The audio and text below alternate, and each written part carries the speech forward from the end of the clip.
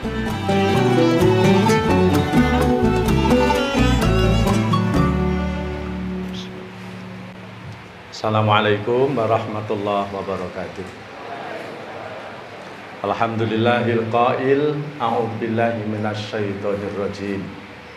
Ya'lamu annamal hayatud dunya la'ibun wa lahwun wa zinah wa tafakhurum bainakum wa takatsurum fil amwali wal aulad. Amma ba'd. Shadaqallahul azim. Pimpinan daerah Muhammadiyah Demak, pimpinan cabang,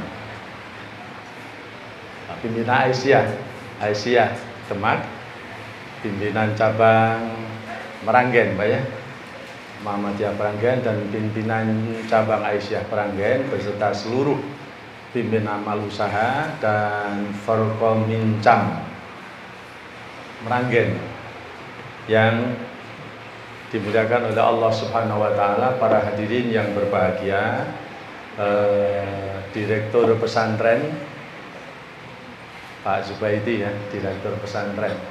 Kan akan diusulkan kalau pesantren itu direktur, Pak. Jadi jabatannya sama dengan direktur rumah sakit. Hanya saja rumah sakit ada tunjangan strukturalnya, tapi kalau direktur pesantren tidak ada. Jadi mana yang lebih dulu masuk surga, yaitu direktur pesantren.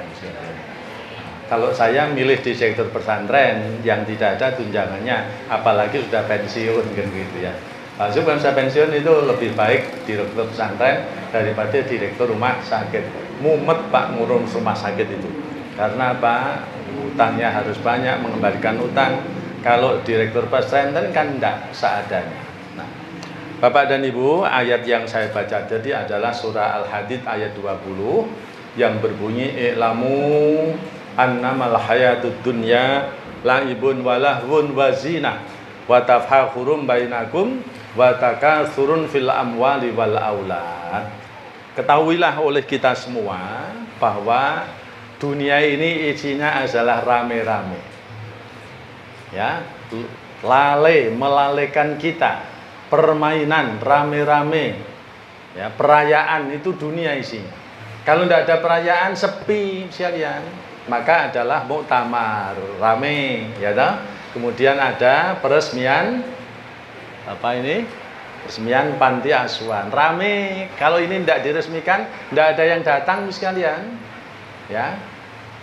Mau groundbreaking masjid di Pemalang sana, itu juga perayaan pengajian, banyak yang datang. 2000 orang sekalian. Hanya untuk apa? Ngumpulkan infak. Jadi Bapak dan Ibu nanti nak pengajian di Muhammadiyah itu orang penak nggo duit kan gitu ya. Nah, maka tadi Dr. Fuad sudah memberi 10 juta. Pak, infak kok dipamerke, boleh diberitahukan secara terang-terangan atau secara sembunyi-sembunyi itu sama. Apa dasarnya? Surah Al-Baqarah ayat 274. Alladzina yunfikuna amwalahum bil laili wan nahar sirran wa alaniyatan falahum ajrum inda rabbihim la khaufun alaihim wa lahum yahzanun. Orang-orang yang berinfak pada siang hari atau malam hari diberikan secara sembunyi-sembunyi maupun terang-terangan 10 juta itu sama saja. Di sisi Allah sama. La khaufun alaihim walahum yahzanun. Tidak ada rasa sedih dan rasa cemas, sama. Oleh karena itu Bapak dan Ibu, kalau mau infak disebutkan saja, tidak apa-apa. Tidak apa-apa. Sebelum Pak Fuad menyampaikan titik, saya sudah mengawali. Pak Zub, di sini biaya operasional panti dari mana? Ya wis, saya takjil. Saya tadi sudah transfer ke Pak Zub. Berapa Pak Zub? 6 juta 1 tahun sekalian. Saya 1 bulan 500.000 wis Pak. Ini urun, saya 6 juta setahun. Nanti naik kelalen itu loh sekalian ya. Terus sebulan yang lalu mungkin saya sudah kirim Pak Zub. Saya kirim 5 juta Pak Zub gitu, sudah bisa. Jadi dengan begitu sekalian, berapa nilai 5 juta, 10 juta itu bagi Allah dilipatkan 100 kali. Di Pemalang Saya pengajian sekalian. Pimpinan cabang itu infak 250.000. Jamaah enggak ada yang berani. Lah saya bilang, Bu, Pak, jamaah, penjenengan monggo infak bersama saya 5 juta rupiah. Mau enggak? Enggak ada yang jawab. Terus bagaimana? Nilainya sama dengan 5 juta. Artinya penjenengan ngikuti Al-Quran, melu Al-Quran apa melu PCM? Nek melu PCM 250, nek melu Al-Quran cukup 50.000 sama dengan 5 juta rupiah. Loh kok gitu Pak? Ya dasarnya surah Al-Baqarah 261. Mathalul ladzina yunfikuna amwalum fi sabilillah kama salihabbatin ambatat sab'a sanabila fi kulli sumbulatin mi'atu habbah. Siji dilipatkan dari 7 dikalikan 100, 700. Kalau 700 berarti Bapak infak 50.000 rupiah, itu nilainya sama dengan 35 juta. Monggo Pak, bersama saya 50.000 saja. Yang lain ikut semua sekalian. Akhirnya dapatnya apa? 50.000 ping 2.000 jadi 100 juta. Bulan puasa akhirnya diresmikan jadi sholat tarwih sekalian. Nah, jadi tidak usah banyak-banyak entah 50.000 mawon. Tapi nek duitnya ana 500.000 kok ngleboni 50.000 ya kebangetan Ibu sekalian. Ya jangan begitu ya. Bapak dan Ibu, itu tadi kita jangan sampai lalai bahwa ayat yang saya sampaikan itu tadi, hidup ini kaitannya adalah dengan perayaan. Jadi semacam ini adalah relevan dengan perintah Al-Quran. Muktamar itu adalah memenuhi perintah Al-Quran. Karena perayaan itu yang sederhana, itu di dunia kan ada 3 sekali. 3 perayaan itu. 1 ketika ada kelahiran. Ibu-ibu kalau ada kelahiran ada perayaan yang namanya apa? Napa Bu? Kan? Kok akikoh? Akikoh kegiatannya, tapi perayaannya namanya tasmiyah. Apa? Pemberian nama tasmiyah. Rame-rame. Ngabari orang lain suruh datang, suruh apa? Nyumbang. Ya betul, nyumbang, wong tilik bayi ora nyumbang. Kalau sudah besar, usia 20 tahun ada perayaan lagi namanya apa? Napa Bu? Walimah. Nek ana walimah pernikahan, bapak dan ibu datang nyumbang apa ndak? Nyumbang. Jadi urip iku isine ya perayaan karo nyumbang. Kalau sudah tua semua, anaknya keluar dari rumah jadi tinggal berdua. Kalau tinggal berdua, yang satu pasti sedo. Ada perayaan lagi namanya apa? Apa? Takziah. Sudah selesai. Jadi di dunia ini perayaan ada 3. 1 adalah tasmiyah, 2 walimah, 3 takziah. Nek ada takziah panjenengan kula nyumbang napa mboten? Nyumbang. Neng sumbangan takziah karo walimah akeh pundi? Akeh? Itu tanda orang sholatnya tidak diterima Allah semacam itu. Kalau mau diterima itu sumbangan takziah harusnya lebih besar daripada walimah. Itu ya.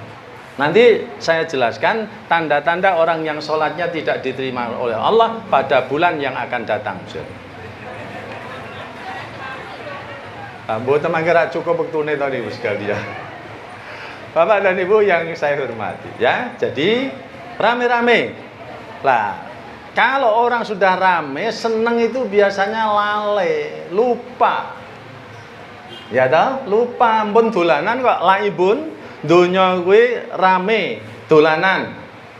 Nah, oleh karena itu ada perayaan kenegaraan ada, sepak bola ada, supaya dunia ini rame. Muhammadiyah juga begitu, ditonjolkan amal usahanya supaya rame sekalian. Nah, kalau sudah rame di dunia itu mainan, maka orang bermain itu pasti asik dan lupa. Pasti itu. Nggih. Wong nek mun asik dolanan mesti dolanan apa saja? Kalau Dr. Fuad tadi menyebut apa? Dolanan politik, dolanan kekuasaan, Lupa semua. Dolanan duit ya sama, tambah lupa sekalian. Apa saja. Ya. Dolanan wong wedok ya lupa. Bapak dan Ibu, nah umpamanya orang sudah punya istri satu, pengen istri berapa? 2. Kalau 2 pengen berapa? 3 pengen berapa? Itu tidak selesai karena lupa kok gitu lah. Yang kan alhaqumut takatsur hatta zurtumul maqabir. Manusia itu terus tidak pernah asik sudah. Nah, kalau sudah asik lupa, lale termasuk Bapak dan Ibu kira-kira ndak eling mati? Eling beten? Hendak lah. Oh, wong penak jogong kok eling mati ndak. Wong sing lara ora eling mati kok sekalian, ya. Tanya Dokter Fuad, orang sakit itu kan ndak boleh ingat mati. Elingnya kudu optimis, urip terus kan gitu toh. Kan itu. Itu dikatakan oleh Al-Qur'an itu.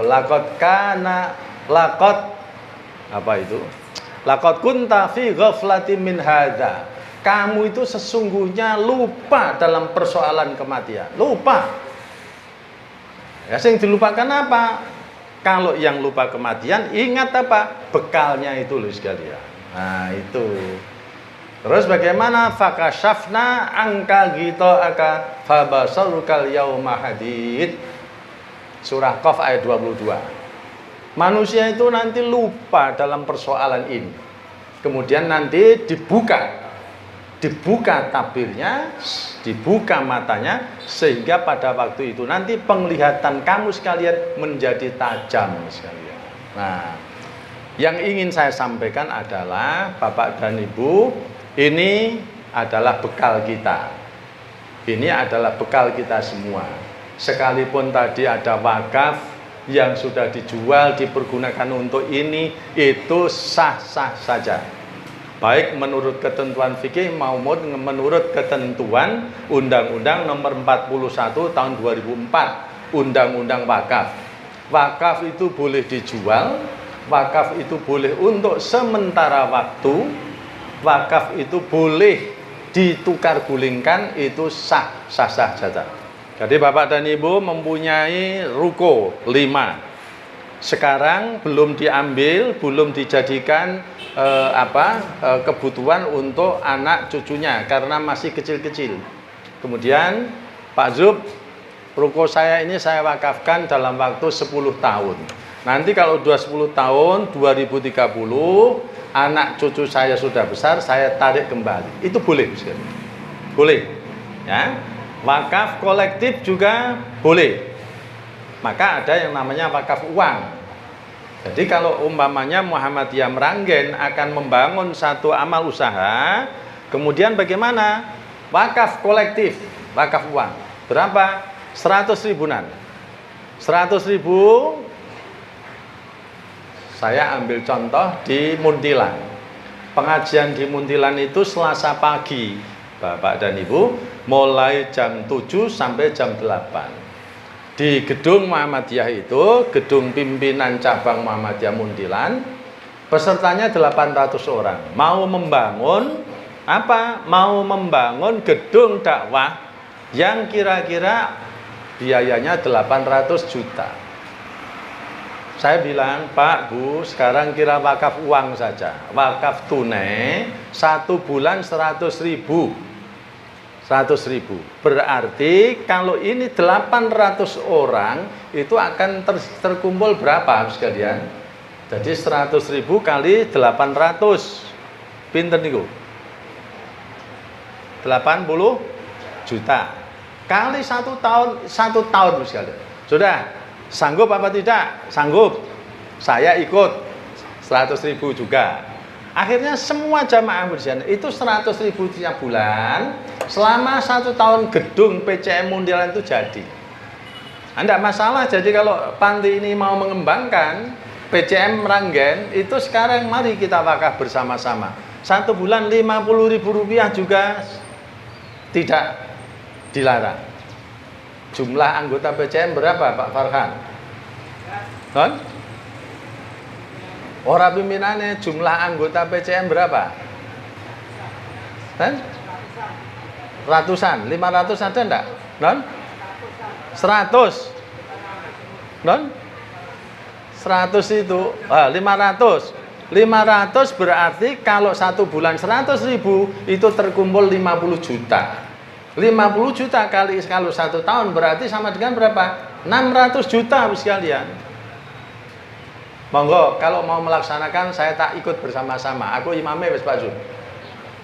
Monggo wakaf uang itu diperbolehkan, diizinkan oleh Undang-Undang Nomor 41 Tahun 2004. Dulu belum ada sekalian. Tapi karena wakaf itu sudah menjadi regulasi legislasi fikih Islam, kemudian pendapat fuqaha itu didekatkan, namanya takrib bainal madzhab. Nanti kita gulirkan Pak Farhan, insya Allah nanti kalau mau proyek apa kita gunakan bukan karena gini, kalau wakaf tanah mungkin tanah regane larang. Orang mau wakaf tanah 500 meter saja tanah sekarang sudah berapa? Sekarang wakaf uang sama. Duit 100.000 karo 500 meter itu sama nilainya di sisi Allah. Ya. Bapak dan Ibu wakaf 100.000 rupiah dengan tanah 100 meter di sisi Allah itu nilainya sama. Kalau zakat harus dengan nisab, tapi kalau wakaf tidak harus melihat nisab. Tidak punya nisab, tidak sampai penghasilannya 6.500.000 tidak apa-apa, tapi status kita wakaf sekali. Nah, Bapak dan Ibu yang saya hormati, jadi sarang-sarang monggo kita nanti kalau mau wakaf digulirkan, ya digulirkan program itu kapan mau dimulai. Nah, kemudian kita awali bersama-sama untuk sebuah proyek. Nah, saya ingin menjelaskan tadi Bapak dan Ibu terkait dengan surah Qaf ayat 22. Jadi begini, kita nanti itu kan akan melihat amal soleh kita. Sekarang belum bisa mungkin dan belum percaya. Tapi suatu saat nanti pasti akan kita lihat. Kapan itu? Ketika Bapak dan Ibu nazak. Ketika Bapak dan Ibu nazak. Kalau tidak percaya Bapak dan Ibu nazak dulu. Nanti kita bisa melihat di sana. Karena ada sebuah hadis yang menjelaskan seorang yang bernama Thauban. Siapa Thauban itu? Thauban itu adalah seorang sahabat Rasul yang selalu berjamaah dan bersama Rasul. Beliau bersama di sudut sebelah kanan, pojok, karena kalau hadir supaya tidak mengganggu jamaah. Nah, suatu saat Nabi setelah sholat subuh, itu Nabi habis sholat itu yang diikuti oleh Muhammadiyah, habis jadi imam sholat kemudian berbalik kan mutar melihat jamaah. Ternyata apa? Thauban tidak kelihatan sekalian. Terus ditanyakan oleh Rasul kepada para sahabat, aina Thauban? Tak ada ya Rasulullah. Siapa yang tahu rumah Thauban? Aina bait Thauban? Di mana rumah Thauban? Terus para sahabat, saya antar ya Rasulullah. Diantar, perjalanan menuju Thauban itu, Bapak dan Ibu, kira-kira menelan durasi waktu itu 3 jam. Kalau 3 jam itu kira-kira perjalanan jarak tempuhnya berapa kilo? Saya itu kalau jalan pagi 50 menit itu sama dengan 5 kilo. Berarti kira-kira 3 jam ya 15 atau sampai 20 km. Jadi Thauban itu setiap hari kalau subuh, sekarang jam 4 berarti dari rumah jam berapa itu? Jam 1 malam itu pergi ke masjid. Nah, kalau kita jam 1 bagaimana? Kan itulah karena rumahnya jauh. Nah, kemudian sekalian Rasulullah sampai di rumah Thauban itu bertanya kepada istrinya, aina Thauban? Thauban qad tuwfiyat ya Rasulullah. Thauban sudah meninggal. Ada pesan enggak dari Thauban? Enggak ada ya Rasulullah. Hanya ketika dia mau nazak itu nafasnya tersengal-sengal, kemudian dia itu apa? Mengucapkan beberapa kalimat. Apa? Andai, laula. Apa lagi? Laula, andai. Apa lagi? laula andai. Apa itu ya Rasulullah? Apakah itu sebagian tanda-tanda siksa sakaratul maut? Bapak dan Ibu percaya apa enggak kalau sakaratul maut itu ada? Percaya mboten? Lho tidak percaya Nabi ngajarkan berdoa Allahumma hawwin alaina fi sakaratil maut. Nabi mengajarkan ya Allah hindarkan saya dari sakaratul maut. Ketika orang sakaratul maut, Bapak dan Ibu sering tidak nunggui orang sakaratul maut? Dok, kalau orang sakaratul maut itu matanya belalak-belalak apa menutup? Hah? Makanya matanya jelalatan apa merem? Saya biasanya kalau nunggui orang mau nazar itu biasa matanya diam itu aja. Jadi tidak bisa buka, sudah lemah. Lah ternyata apa? Dijelaskan oleh Rasulullah, ketika suamimu nazak itu matanya menutup itu ternyata apa? Dia bisa melihat. Bapak dan Ibu nek angen-angen utang, angen-angen duit akeh niku merem apa melek? Kata merem apa kata melek? Abang sholat angen-angen maknane karo merem kok. Nggih ta? Padahal kan tidak boleh itu. Sholat ya harus matanya terbuka melihat tempat sujud, orang merem ngeten. Tidak boleh itu, ya. Nah, terus bagaimana? Suamimu pada waktu itu melihat ketika tertutup matanya itu fakashafna angka ghita'aka fabasarukal yauma hadid. Waktu itu penglihatan dia itu sangat tajam. Apa tajamnya? Dia bisa melihat seluruh amal perbuatannya di dunia. Apa itu? Laula yang pertama, dia itu suatu saat ada orang yang buta, ya, dia seberangkan sampai ke masjid. Dia bisa melihat betapa besarnya pahala orang yang menyeberangkan orang ke masjid. Terus dia bilang, laula ba'idan, andai lebih jauh. Kalau jauh pahalanya pasti tambah besar. Jadi Bapak dan Ibu kalau tahu di sini ini pengajiannya pahalanya besar, berangkatnya tadi subuh muter-muter ke Simpang 5 dulu. Besar pahalanya bagaimana? Muter dulu sekalian. Begitu juga kalau tahu umpamanya ya pahalanya besar, sudah tidak akan pulang, isinya sudah zikir, berbuat baik terus. Terus istrinya pertama. Yang kedua apa ya Rasulullah? Yang kedua itu suami kamu itu bulan Januari di Madinah sholat subuh, suhunya ekstrim, dingin sekali. Suamimu melihat seorang laki-laki yang kedinginan, menggigil. Nah, kebetulan suami kamu itu mengenakan jaket rangkap. Yang satu baru, yang satu lama. Bapak dan Ibu, kira-kira kalau mengenakan jaket baru dan lama, yang di luar yang lama atau yang baru? Yang lama yang baru. Ibu-ibu mesti yang baru di luar supaya biar tambah wah anyar kan gitu lah. Tapi Sauban enggak. Sauban merasakan lebih nikmat yang baru itu di dalam, yang luar supaya tidak ditegur oleh jamaah wah baru. Biasa-biasa saja. Jaketnya yang lama di luar, jaketnya yang baru di dalam. Dengan maksud apa? Kalau ada debu itu yang kena yang lama. Nah, kan gitu bos sekalian.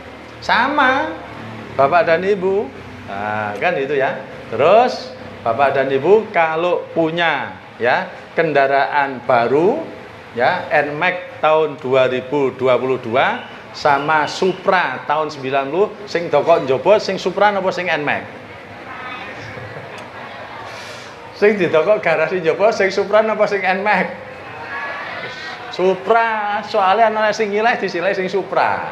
Kan gitu ta? Ora sing NMAX kan gitu. Lah, itu Sauban begitu. Nah, terus bagaimana sekalian? Nah, ketika dia kedinginan, kira-kira yang diserahkan tuh jaket yang baru apa jaket yang lama? Loh. Ibu-ibu kalau punya NMAX sama Supra, saudaranya dari Grobogan datang, mbak aku nyeleh kendaraannya tak gawa ning Semarang sedilok, sing dipinjamkan sing Supra apa sing NMAX? Supra podo, berarti karo Sauban podo itu sekalian, ya. Itu manusia. Bapak-bapak coba kalau punya istri lama sama baru, yang diberikan yang mana? Yang lama apa yang baru? yang baru karena panjangan lama, Bu. Itu manusia sekalian. Ya di mana-mana sama. Di mana-mana sama itu. Nek duwe sing anyar mesti sing elek, sing di Sauban juga begitu. Bagaimana Sauban? Jaket yang lama itu diserahkan kepada orang tua tadi sekalian. Terus diserahkan. Nah, ketika Sauban itu nazak, ternyata apa? Tampak besar pahalanya jaket yang lama itu. Akhirnya apa? Sauban mengigau. Andai yang baru, laula jadi dan andai yang baru. Betapa besar pahalanya andai yang baru itu saya serahkan sekalian. Lain ketika apa ya Rasulullah? Suami istrinya tertarik, anaknya juga tertarik semua. Yang ketiga apa ya Rasulullah? Yang ketiga itu ketika suamimu pulang dari Jumatan bersama saya, dia lapar, kamu siapkan 2 potong roti. Kemudian ada musafir yang datang di depan rumah. Setelah itu suamimu melihat, kira-kira bapak dan ibu nek duwe dompet ya isine loro 200-an kabeh, sing dilebokno infak pinten? Dilebokno kabeh napa ora kira-kira? Kalau punya 5.000, 50.000 dan 100.000, sing dilebokno infak yang berapa? 5.000. Sauban juga gitu. Sauban, ini saya berikan sudah karena ini ada 2, 1 sejeding, kamu 1, saya 1. Kan itu toh? Nah, terus bagaimana sekalian? Nah, ketika Sauban itu nazak, ternyata apa? Besar pahalanya, sepotong roti itu. Kemudian dia mengigau, laula jami'an, andai semuanya. Oh, sekalian. Nah, jadi begitu besar pahalanya sepotong roti. Tapi kita bagaimana? Nek duwe omah telu, duwe anak loro, apa diwakafke kabeh? Tidak boleh. Nabi tidak boleh. Kalau kamu punya anak 2, punya rumah 3, maka wakafkan sepertiga saja. Nabi menyebut as-sulus katsirun. Sepertiga itu sudah banyak. Ya, jadi tidak boleh semuanya. Sebabnya apa? Jangan sampai kamu meninggalkan keturunan yang lemah. Surah An-Nisa ayat yang ke-9. Wal yakhshal ladzina law taraku min khalfihim dzurriyyatan dhi'afa. Hendaklah kamu takut kalau kamu itu meninggalkan keturunan yang lemah.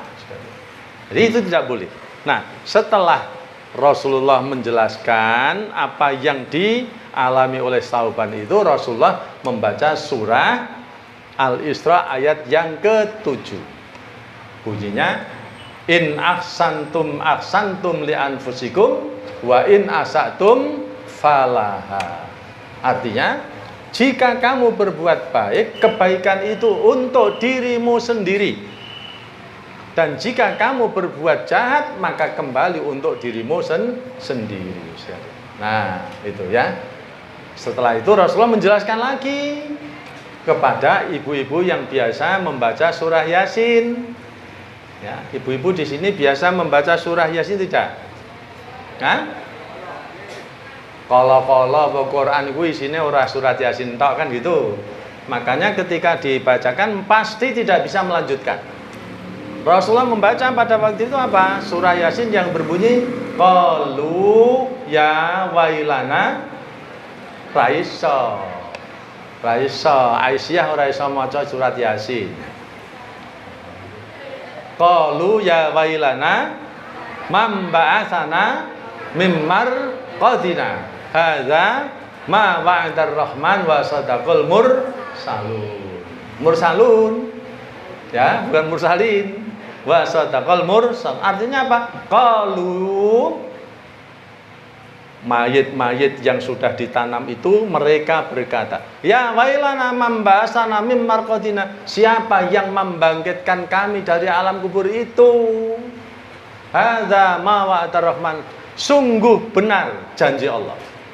Wasodaqal mursalun, dan benar yang dibawa oleh Rasulullah. Lah terus Nabi menjelaskan dalam tafsir Ad-Durrul Mansur, di situ dijelaskan ketika orang itu bangkit dari alam kubur ada dua makhluk, yang satu ganteng, cantik, baunya harum, menyenangkan. Yang satu itu jelek, ya, menakutkan, ya, rupanya jelek, baunya busuk. Kemudian makhluk yang dari alam kubur tadi ditanya, man anta, siapa kamu? Ana amaluka wa in kana hasanan taroni hasanan. Kamu siapa? Ana amaluka wa in kana qabihan taroni qabihan. Saya ini amal perbuatan kamu di dunia. Karena dulu kamu berbuat baik, maka saya menjadi makhluk yang baik. Karena dulu saya berbuat jahat, saya juga sekarang menjadi makhluk yang tidak baik. Lah, dua makhluk itu Bapak dan Ibu yang akan menemani kita di alam barzah, alam penantian. Lah, oleh karena itu kita sebetulnya yang ingat bukan kematiannya, tapi yang ingat adalah bekalnya. Memperbanyak bekal. Seperti tadi yang dialami oleh Sauban, andai lebih panjang, andai lebih banyak, andai semuanya. Itu artinya kita diajarkan supaya berusaha memperbanyak amal soleh kita. Oleh karena itu, Bapak sekalian, kita di sini tadi saya mendengar dari sambutan Pak Zub tadi, ada beberapa wakaf yang dijual. Maka monggo sekarang kita perbanyak wakaf, tidak usah wakaf tanah tapi wakaf uang. Karena kalau mengumpulkan wakaf wakaf tanah sekarang harganya mahal. Njur ora sida wakaf-wakaf. Maka wakafnya uang saja. Nanti pimpinan cabang akan membuat proyek proyek akhirat dengan wakaf uang. Nah, dengan itu Bapak sekalian, kebaikannya itu akan kembali kepada diri kita sendiri. Ya, oleh karena itu sekalian, ketika kita berbuat baik, jangan berharap. Di Muhammadiyah itu sekalian, biasanya orang itu malah dicela. Pimpinan itu malah dicela. Piye? Dadi pimpinan kok sambutan wae lali bolak-balik. Dicela. Kita ndak begitu. Ya memang itulah al-insan makhalul khata' wan nisyan. Memang manusia itu tempat lupa dan salah. Masa pimpinan cabang lupa mencerahkan semesta, masa BIM PCM kok lali kaya ngono lah. Ndak boleh begitu. Lah kita ya memang terus kembali. Oh, itu manusia. Al-insan makhalul khata' wan nisyan. Nanti Pak Farkan ketua PCM kalau digitukan terus mutung. Ndak boleh.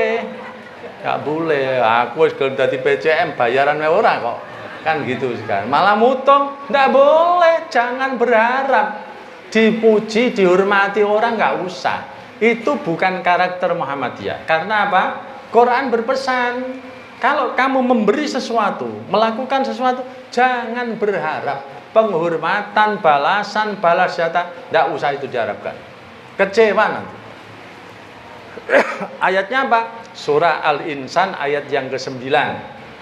Innama nut'imukum liwajhillah la nuridu minkum jazaa'a wala syukura. Kami memberikan sesuatu kepadamu, memberikan pertolongan itu tidak pernah berharap balas jasa juga enggak, penghormatan juga tidak. Nah, itu karakter warga Muhammadiyah. Dengan begitu sekalian, mengapa begitu? Apalagi kalau kita menolong orang lain. Kalau ada orang yang ditolong, Bapak dan Ibu, ditolong, disekolahke, terus sukses, nah, kemudian lupa dengan Bapak dan Ibu. Kira-kira Bapak itu anjel apa tidak? Anjel itu belum Muhammadiyah.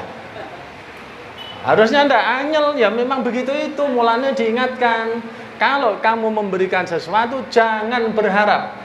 Sebab orang yang ditolong itu malah ditolong biasanya apa? Mentung. Lah, jangan berharap.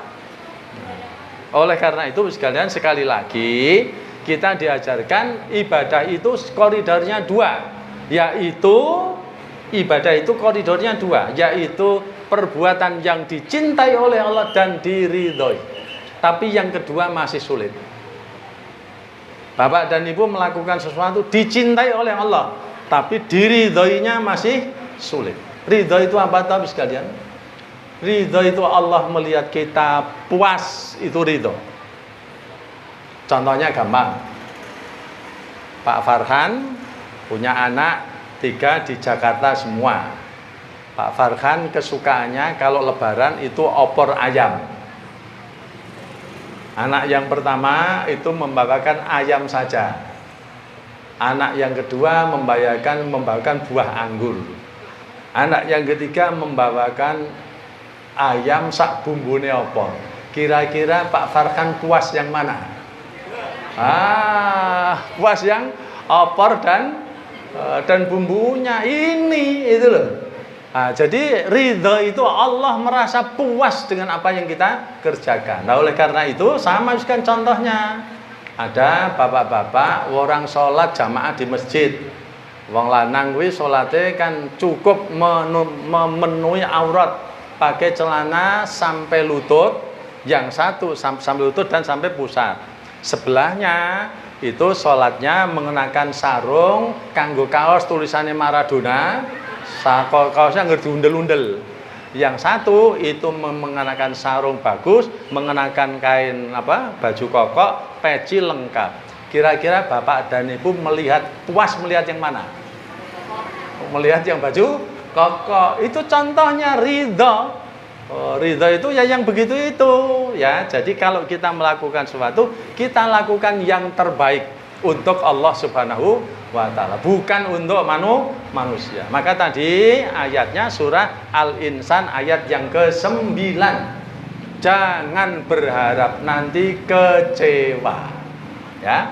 Maka konsepnya kalau awal adalah konsep ketulusan atau keikhlasan. Mari kita bangun Bapak sekalian di cabang Meranggen ini membangun dengan bersama-sama, yaitu kalau tadi mau dicanangkan bersama Pak Farhan wakaf uang ya. Wong 500 sekalian, 500 kuwi sak wulan 500 jamaah. Kalau sak wulan masing-masing 50.000 kuwi terkumpul 20 juta.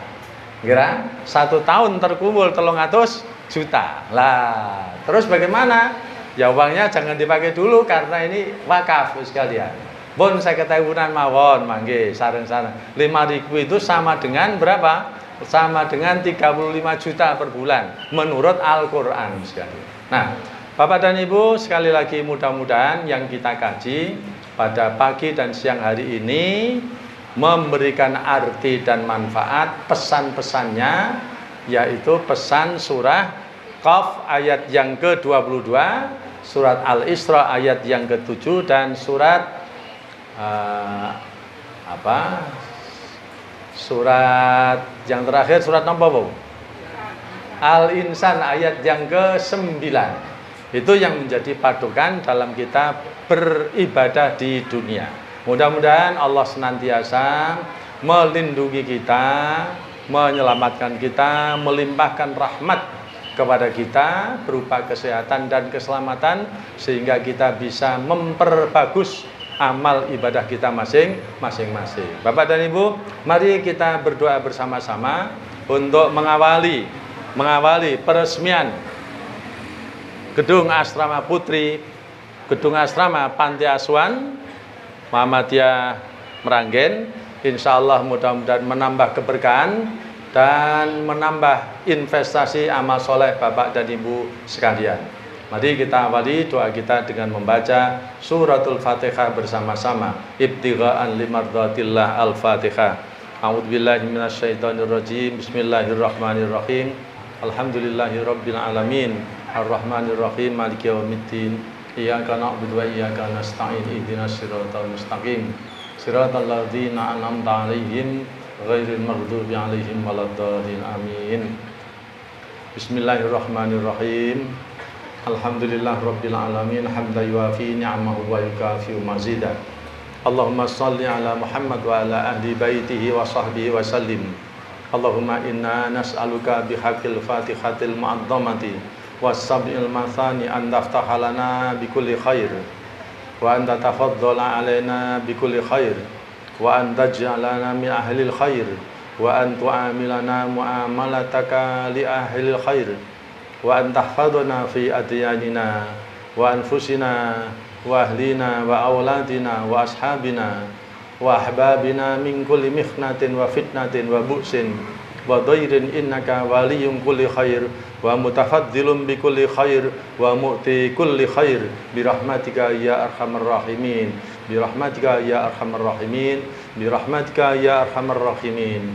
Allahumma akhrusna bi 'ainika allati la tanam wa knufna bi kanafika alladhi la yuram warhamna bi qudratika 'alaina wa la tuhlikna wa anta thiqatuna wa raja'una. Rabbana atina fid dunya hasanah wa fil akhirati hasanah wa qina adzabannar wa adkhilna jannata ma'al abrar ya aziz ya ghaffar ya rabbal alamin walhamdulillahi rabbil alamin.